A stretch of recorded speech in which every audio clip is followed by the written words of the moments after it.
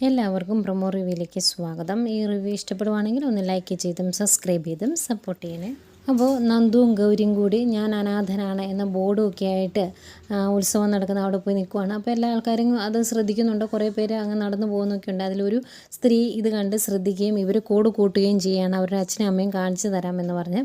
അതിനിടയ്ക്ക് ഗൗതത്തെ കാണിക്കുന്നുണ്ട്. ഗൗതത്തിന് ആകെ ദേഷ്യം വന്നിരിക്കുകയാണ്. അപ്പം ഗൗതം പറയുന്നുണ്ട്, ഒരു 6 വർഷം മുമ്പ് എനിക്ക് എൻ്റെ മകനെ നഷ്ടപ്പെട്ടത് ഒരു സ്ത്രീ കാരണമാണ്. ആ ഒരു സങ്കടം മാറാനാണ് ഞാൻ എൻ്റെ നന്ദുവിനെ എൻ്റെ ജീവിതത്തിലേക്ക് കൂട്ടിയത്. ഇപ്പം ആ സ്ത്രീ കാരണം തന്നെ എൻ്റെ നന്ദുവിനെ നഷ്ടപ്പെടാൻ പോവുകയാണ് എന്നൊക്കെ പറഞ്ഞ് ദേഷ്യപ്പെടുന്നുണ്ട്. അന്നേരം പിങ്കി പറയുന്നുണ്ട്, ഗൗതം ഇങ്ങനെ പറയില്ലേ, നന്ദുവിനെ നോക്കുക എന്നുള്ളത് എൻ്റെ കടമയായിരുന്നു, നന്ദനെ വഴക്ക് പറയണ്ട എന്നൊക്കെ പറയുന്നുണ്ട്. ഏതായാലും ഇതൊക്കെ കേട്ട് സങ്കടവും ദേഷ്യവും ഒക്കെ വരുന്നുണ്ട്. നന്ദയും പറയുന്നുണ്ട്, പറയട്ടെ, സമാധാനം ആകട്ടെ എന്നുള്ള രീതിയിൽ നന്ദയും സംസാരിക്കുന്നുണ്ട്. ഏതായാലും ഒരു സ്ത്രീ കൂട്ടിക്കൊണ്ട് പോകുന്നുണ്ടായിരുന്നല്ലോ നന്ദുവിനെയും ഗൗരിയും കൂടെ, അച്ഛനും അമ്മയും കുട്ടിക്ക് കാണിച്ചു തരാമെന്ന് പറഞ്ഞാൽ.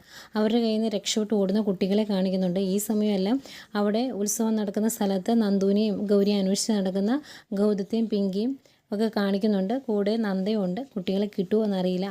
ആകെ വിഷമത്തിലാണ് അവർ. അങ്ങനെ കുട്ടികളെ അന്വേഷിക്കുന്നത് കാണിച്ചുകൊണ്ട് പ്രമോ അവസാനിക്കുന്നു.